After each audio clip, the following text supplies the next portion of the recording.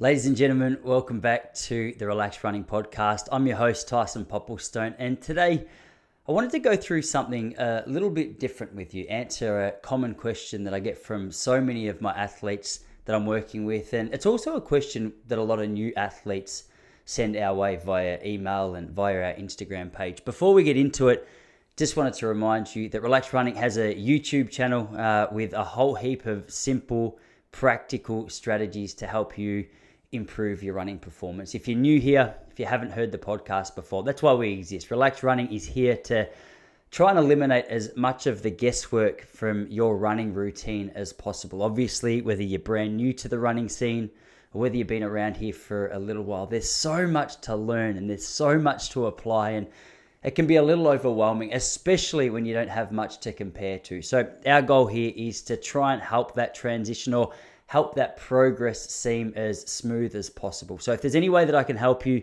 make sure you reach out to me personally, either through our Instagram page, which is just Relaxed Running, or if you go to relaxedrunning.com and hit the contact button there, those emails come to my personal inbox, and I'll make sure that I respond to every email that comes through that way. So it doesn't matter if you're brand new to it or you've been around for a little while, no question is too silly. But today, I wanted to focus on something a little more specific, something a little more, I don't know, it's a topic that a lot of athletes that I'm working with have had questions around. And I think it's a topic that a lot of new athletes really struggle to try and get any foundation in. And the topic is trying to choose the right race pace.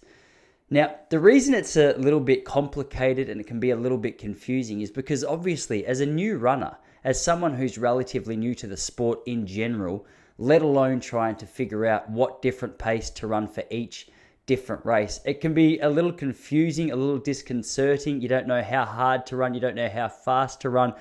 It's almost a little bit of an experiment to start out with. So today I wanted to offer some really tried and tested ways that both new and even professional runners can apply to their running performance. There's reasons that certain athletes use certain strategies for certain races, and there's reasons that those tactics and those strategies are different depending on what the race is. So today I wanted to walk through a few of those with you, 3 specifically, and then just leave you with a couple of simple practical tools that you can apply in your training routine, which once you start getting a little bit more familiar with paces there, you'll have the confidence to be able to start applying it into other areas of your running. But before we get into that, I think one of the most important things that we can acknowledge just to start this thing off with is it really is experimental at the start. If you're brand new to the running scene, a lot of you probably make the new runner mistake of going out for a run and thinking, oh my gosh, I'm so unfit,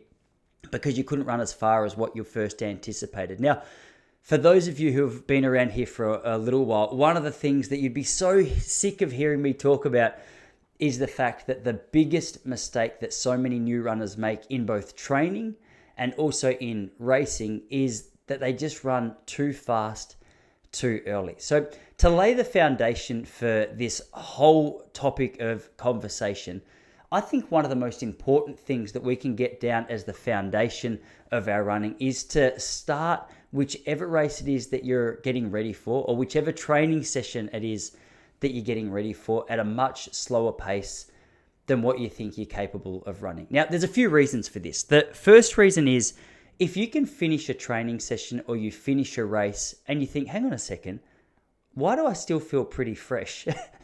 This isn't the way that I'm supposed to feel after a long run or after a middle distance race. Doesn't matter whether it's 800 or an ultra marathon. If you can finish your specific distance and feel that way, the good news for you and your fitness level is that wasn't the right pace. You've got a little bit of a stepping stone. You can launch from that.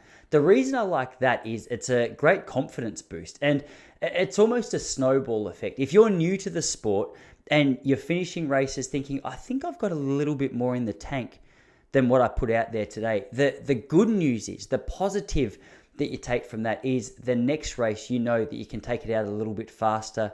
Maybe you can bring it home a little bit faster. The flip side of that so many athletes make the mistake of doing, and you don't just have to be new to the sport to make this mistake. I've told you the story of me, even after 20 years of training and coaching and just being in and around the sport of distance running, I lined up for my first marathon. And I knew that my goal was to break 3 hours. That's what I'd been telling everyone. I wasn't in the form of my life. I wasn't in the form that I was in back when I was sort of running 14:20 for 5K or 8:10s for 3K. I'd been away for a little while. I'd been in the gym for a while. So the idea of going out and running a 3-hour marathon was realistic, but it would still be a challenge. But I got caught up for a whole heap of reasons, training with people who were faster than me at that time, and they were running better than me, and that they were just smoother runners at that time than what I was.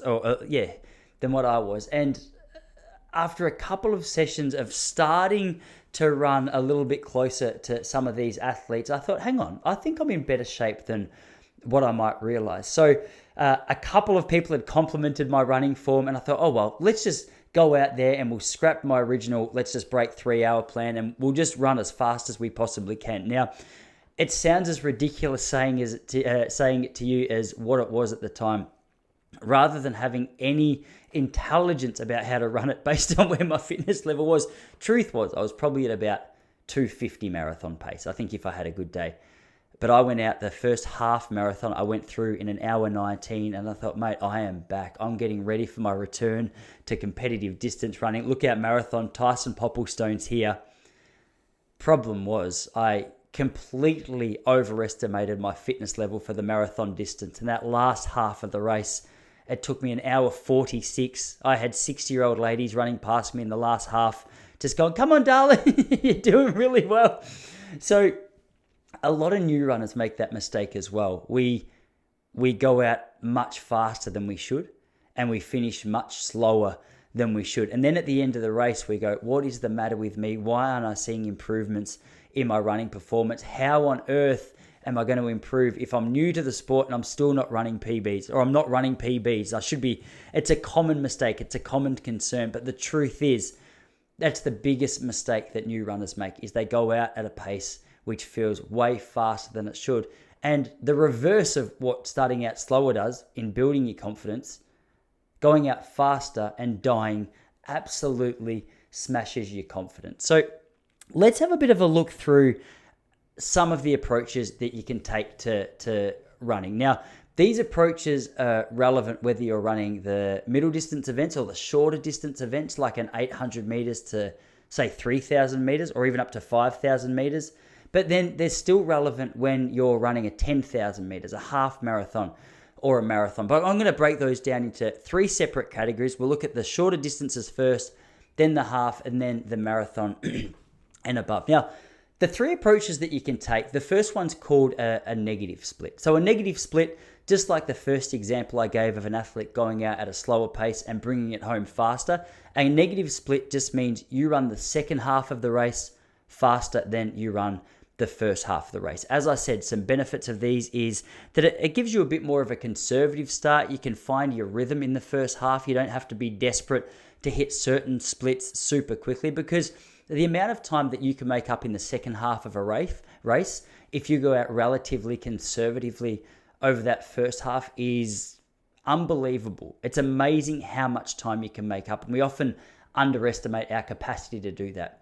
And that's the reason we go out and run the style of race which we call a positive split. Now, a positive split is many times anything but positive. A positive split is like my marathon, where you might go out in a super fast first half and come home in a super slow second half. Now, in that context, it's not a good thing. The way that I approached it wasn't necessarily helpful. But in shorter distances, which we'll talk about in a moment, this is often the way that even elite athletes do it. They'll take that first half out quite fast and just do their best to hang on the second half of the race. The third and final one, which is also really underestimated, especially in the longer events, is just running some even splits. So trying to maintain your ability to hold that form, hold that pace over the second half of the race. Now, let's have a look at which approach is best for specific races, according to me and according to just watching a number of the top athletes in the world compete. Now, if you look at the 800 meters to sort of 1,500 to 5,000 meters, a lot of the time, a positive split is, positive split is what you're going to see. Unless it's a tactical race, unless it's a race where they're going out and they're running quite slowly and trying to position themselves well, positive split is where the first half of the race is done. So if you watch an 800 meter athlete, an elite 800 meter man might go through the first lap in, say, 51 seconds, and then they'll do their best to come home and just use their speed endurance to outrun their oppositions. They might come home in 54 seconds and run a 145, which is obviously a huge example. Now, the benefits with that is obviously that natural high-end speed that they have for the first lap is a good opportunity to get out and get them on pace to run a quite quick time. But the stronger athletes, like a David Rudisha, are those athletes who have the ability and the technical skills to be able to wind it up and just try and maintain as close to an even split as what they possibly can. Now, this is a really good approach if you've been around the sport for a little while. Now, if you're new to the sport and you're getting ready for a middle distance run, a shorter distance run, you might not be aware of how much pain the legs can feel over the course of the last 300 meters of an 800 meter race. So if you're new, as I said, I would encourage you to take it out at a little bit of a slower pace and make it your goal to bring that negative split. Make it a goal to run the second half of the race faster than the first. As you start to get up towards the half marathon, I like looking at the half marathon as almost 2 or 3 separate races. A half marathon, in my personal opinion, I think is best approached with the idea of running an even split or a negative split. Now, the reason for this is what I touched on just a moment ago, is it eliminates our risk of going out at a much faster pace than what we need to, which serves as a confidence boost as we approach the latter stages of the race. So here in Australia, we're on the metric system. So I look at it from about 1 kilometer, or the first 15 kilometers is race number 1. That's where you're finding your rhythm. You're trying to hit around about the times that you would like to hit for that half marathon. Now, a lot of people worry in a half marathon if they get to 5 miles or 10 miles or 5k or 10k and they're a few seconds off their time, or even 25 seconds off their time, because they're not aware of the capacity that they have to make up ground over the second part of the race, that 15 kilometers to the 21 kilometers if we're talking about the half marathon. Now, what I encourage the athletes that I work with closely to do in a race is to deliberately use the first couple of kilometers or miles just to back off the pace that they think they're capable of running. Now, the reason for this, especially in the longer events, is it gives us a chance to continue a warm-up. Obviously, in a distance like a half marathon, many of us aren't doing a really in-depth, long warm-up before, because we're trying to save our carbohydrate stores. We're trying to save our energy stores to actually implement and put into practice over the latter stages of a race. So we don't want to burn too much of that energy off before we get out, especially if a half marathon's a distance which is relatively new to us. So if you're getting ready for a half marathon, which one of my athletes, Aaron, is over the weekend, the thing that I encourage these athletes to do is to go out that first 15 kilometers and say, you know what, I'm deliberately going to be 30 seconds or even up to a minute slower than what my goal pace requires of me. Now, the reason for that is the last 6 kilometers of a half marathon is the equivalent of that first 15 kilometers in terms of difficulty and effort for a half marathon runner. So what that means is if you get to the 15 kilometer part of your half marathon race and you're 30 or 45, even a minute off your pace for your finish time, but you feel good, this is a brilliant opportunity just to wind up that pace, to really work hard. If you'd been running 4 minutes per K for the first 15 kilometers, maybe it's a chance for you to start running 3:45s. And just with that simple math, that saves you about a minute and a half, which leaves you 30 seconds ahead of what your goal time was.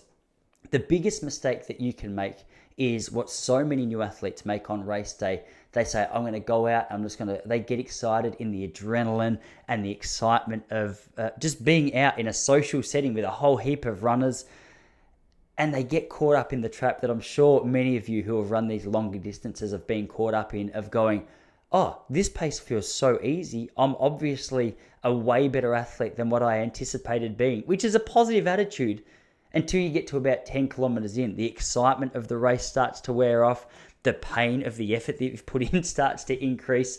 And as a result, your ability to maintain that pace dissipates, it diminishes, which was my experience in the marathon. I got to about 30 kilometers. And when 4-minute K pace felt so easy for the first 25K, all of a sudden 5-minute K pace felt incredibly difficult from then on. In fact, it was impossible just based on the fatigue levels that I had. And as a result, my confidence, instead of increasing through the latter part of that race, started decreasing. So that's the hot tip that I would give you over a race like the half marathon. At the very least, you want to maintain the same pace over the first half to the second half. Now, when you get to an event like the marathon, I would say a negative split is less important, and maintaining that steady pace the whole way through the race becomes your number one plan. Now, the reason for this is, obviously, if you're incredibly fit and you've gone out way too slow, a negative split is a realistic possibility for someone like you. But for many of us, our goal should be to maintain the pace, because the second half, no matter how fit you are, is going to be more difficult than the first half. And the expectation that you've got to come home and run the second half faster than the first half, faster than the first half, when you've already put in a whole heap of work just to get there, it's a really a big psychological barrier if you can't quite maintain that. So I would say the first half of the race is your opportunity to warm up, to find a rhythm, to find your breathing pattern, to make sure you focus on getting your gels, to make sure you focus on getting your fluids, to make sure you're enjoying the scenery, you're enjoying what it feels like to actually be out there and, embracing the fitness level and the hard work that you've put in to be there for so long. And that second half of the race is where you start to get a little bit more tunneled vision, to start to bring your arms into it a little bit more, to still maintain a focus on your technique and getting your liquids in and your gels in efficiently, but understanding that what you're going to experience in that second half is going to be difficult, more difficult than first half, even if you haven't necessarily wound it up. So don't get too caught up thinking you've got to be a hero and run like an elite kind of an athlete, and bring it home at a faster pace than what you needed to. Now, in saying all that, in giving you guys this really practical, switched on, helpful advice, I think one thing that's really important for us to remember as well is that every now and then we do need to have a blowout. Now, what do I mean by a blowout? A blowout's exactly what it sounds like. A blowout is where you start a race way too fast, and the ability for you to even hold anything near that pace is just nowhere near realistic because you've gone out so fast. Now, if you're listening to this, you might be disgusted with that advice going, Tyson, what the heck are you talking about, man? I thought this was relaxed running, not run like a muppet and just do your best. But let me explain. The reason that it's so important to have these blowout races from time to time is that we can also get caught up running at a pace which our fitness level is now capable of running so much faster than. So what's the purpose of the blowout? The blowout is the opportunity for us to run at a pace which is faster than we think we're capable of running for the first half, and just doing our best to hold on. So the flip side of my marathon experience could have been that if I had focused a little bit more on my longer runs and focused a bit more on the endurance element of my training, a real core part of your marathon training preparation, believe it or not, the way that I approached it, though it was a blowout, could have turned out to be a huge breakthrough. So if you've been running around about the same time, now I credit this to Collis Birmingham, a top Australian 1500 meter, 5000 meter man. I think he ran 13:09 at his best a few years ago. Collis always said to me that if you can go out and run a similar time 4 or 5 separate times for an event, your body is ready to go to the next level. And you see this so often with top athletes. I remember Ryan Gregson, who was Australia's 1500 meter record holder for quite a few years before Stuart McSwain broke it. He would go out and he'd run 333, 333, 333, and he'd be consistently around that barrier. He'd be around there. And then all of a sudden, one day he came out and went, bang, he ran 331.10, a 2-second PB, which at that level and for that distance is a really significant breakthrough. So you might be in one of two categories. The first category you might be in is maybe you're relatively new and you're thinking, okay, I would like to find out what I'm capable of. Maybe you get enjoyment. Maybe you're a little bit deranged like so many of us distance runners are when it comes to running performance. You like the idea of punishing yourself. Sure, find out what the limit is first. You can take that approach.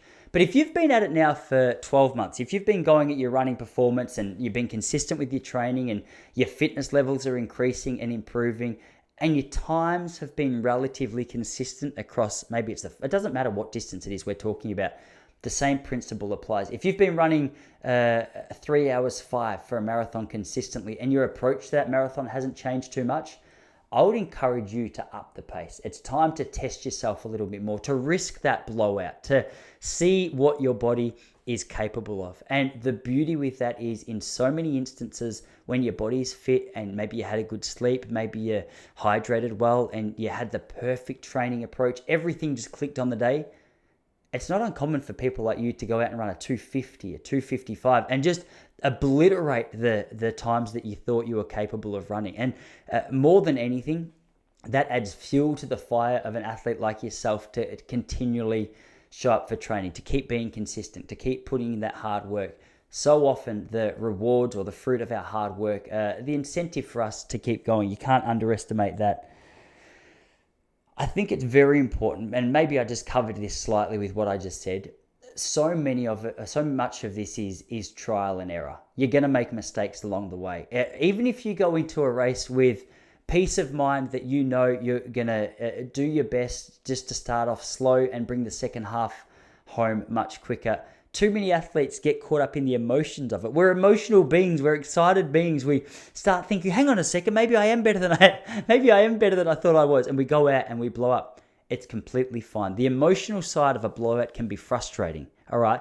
But understand that if that's something that you're experiencing or if that's something that you've experienced and you're a little bit beaten up about it, it happens to the best of us. It doesn't matter if you're a Stuart McSwain here in Australia or Galen Rupp in the States. Blowouts and terrible races are going to happen. I've had hundreds of them, literally hundreds of them, where on the way home, my mum, when I was a kid, had to put up with me complaining about, I just thought I was so much better, and just having a little bitch about it. Obviously, it took a little while for me to really appreciate what it took to take the game to a new level, and you're no different. So there's going to be peaks and there's going to be valleys, there's going to be highs and lows along the way. Embrace it. It's all part of it. Don't beat yourself up. As long as you understand that they're going to be coming your way, take it as feedback rather than a signal that you're not as good as what you thought you knew. One of the things that I like to do after a race is I look at, okay, what went well, what went poorly, and ask the question why. Sometimes when we get too caught up in the emotions of a bad experience or a race that we deemed as negative or we called negative, one of the best things to do is be logical about it and ask practical questions that a good coach would ask you. So at the end of a race, one of the things I'll always try and go through with my athletes is, okay, hey, what did you do well? What did you suck at? What can we approach? What can we take out of this to use in our approach for the next race? So there are a couple of practical little takeaways. I think the emotions can really spoil a negative race, and especially if we don't allow ourselves to, take some practical and logical principles away from that race. Now, if you've got any questions, any concerns, or you've still got questions about your pacing, as I said, feel free to reach out to me either at Instagram or shoot me a message via our website. If you're looking at getting some personal coaching, maybe you want to have a chat to me about offering some personal running coaching, that's something that I'm doing. I've got a maximum of 20 athletes that I work with at any one time. I've still got a few spaces available. So if you've been flirting with the idea of getting a coach or getting some guidance, from anything from the 800 meters up to the marathon, I'd love to have a chat with you. We'll kickstart with a Zoom conversation for 20 minutes, half an hour, and just have a chat about whether or not we might be a good fit for each other. More than that, you might not be aware that Relax Running, it's more than just a toolbox or a coaching kit for people in running and triathlon. We also offer programs specifically to Australian rules footballers who obviously the game's built on their ability to run, and also field hockey. So the field hockey program is going to be available September the 1st, 2022. The brand new preseason programs for the AFL are going to be out on the same date. So if you know anyone in those scenes who might get some value out of some running guidance for those sports, make sure you let them know that they exist. Also, want to thank you to those people who have left comments on Apple Podcasts and reviews. There are a lot of people are lovely, and they send me messages on Instagram to say they're enjoying the podcast, which I so appreciate. For whatever reason, I don't completely understand how it works, but Apple Podcasts really reward high comment and rating system. So if you're enjoying the podcast, we'd be so grateful for you to jump over to Apple Podcasts, leave a 5-star rating and an honest review. Let people know, what the podcast is about and what you enjoy about it. I post quite a few of those on the Relax Running Instagram page as well, so you'll get a little shout out there. So guys, that's enough from me today. Anything else that you might need, jump over to relaxrunning.com. Anything that's not there, feel free just to shoot me a message like I've said. But don't forget, jump over to YouTube as well. Hit subscribe to get access to all of our videos. We've got new videos coming out weekly, and I also post the video version of these podcasts over there. Guys, thanks for stopping by. Happy training, and I'll see you all here again next week.